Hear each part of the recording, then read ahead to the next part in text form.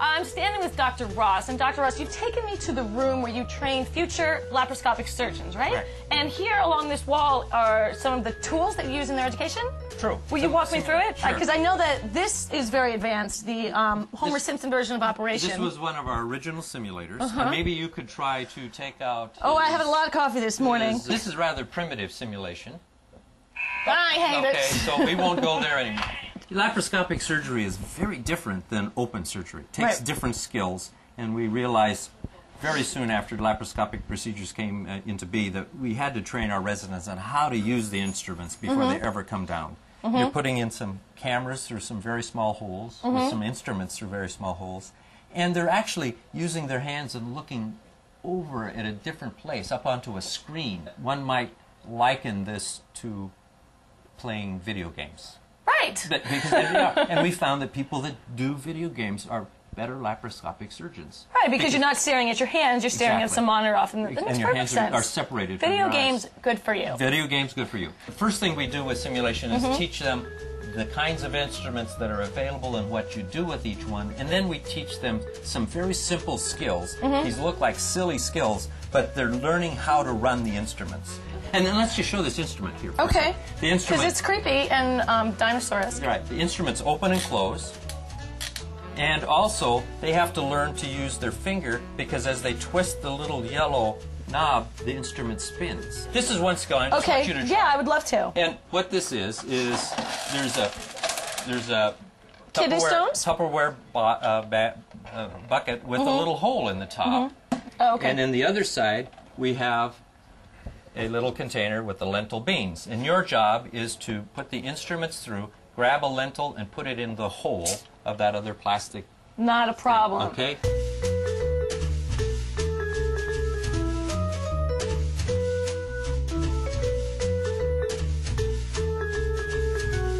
Good. And now can you put it in that hole? Oh, can you get it in there? Sure you can. Very good. Video games! Yes. We now have some Let's get to the goods. Exercises. Okay. And this first one over here is a laparoscopic simulator. So these look very much like the instruments that you've been using over there. Now, can you see, in this hand, your left hand, is the camera. You search around with the camera, see, like that. There. Okay, so there's a ball, the red ball. Your job is to take that red ball and touch it with this. Oh, this is cool. With that. And every time it turns red, that means I missed. Have tissue damage.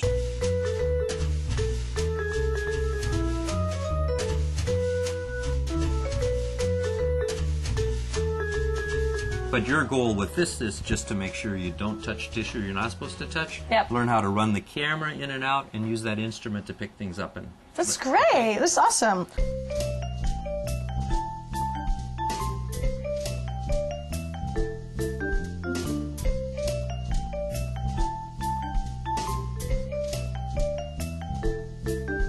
So we've now moved to another simulation lab. And here is yet one more laparoscopic simulator, but much more sophisticated. Okay.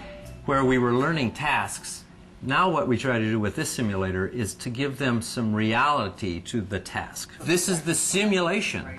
And they're going to use these instruments to learn how to use this grabber to put the right traction on the gallbladder and use this cautery device to come up along and cut the gallbladder off of its bed. And this is exactly how you would do it in real surgery? Exactly. Okay. Now I've got to... Okay, so right about... I should go a little bit forward here where that red is? Yeah, I would go down in here. Okay. And I'm actually trying to cut it from the liver? Yes, you're trying to cut it off the bed. This gallbladder sits on some tissue. You got to cut it off. And you can live without your gallbladder? Totally. I'm just butchering... but this goes to show you... Had you spent 5 minutes or 10 minutes on it, came back the next day, you would be a lot further ahead the next day and a lot further ahead the next day.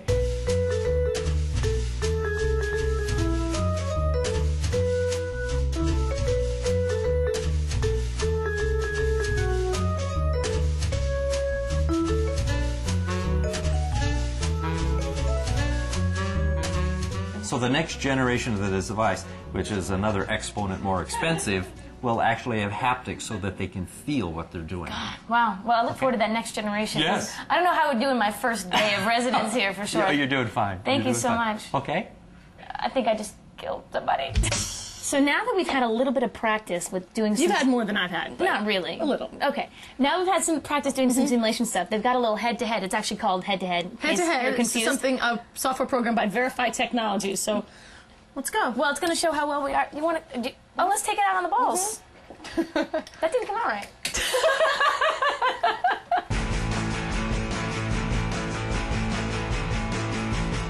You ain't got nothing on this. I think I'm winning. Doc.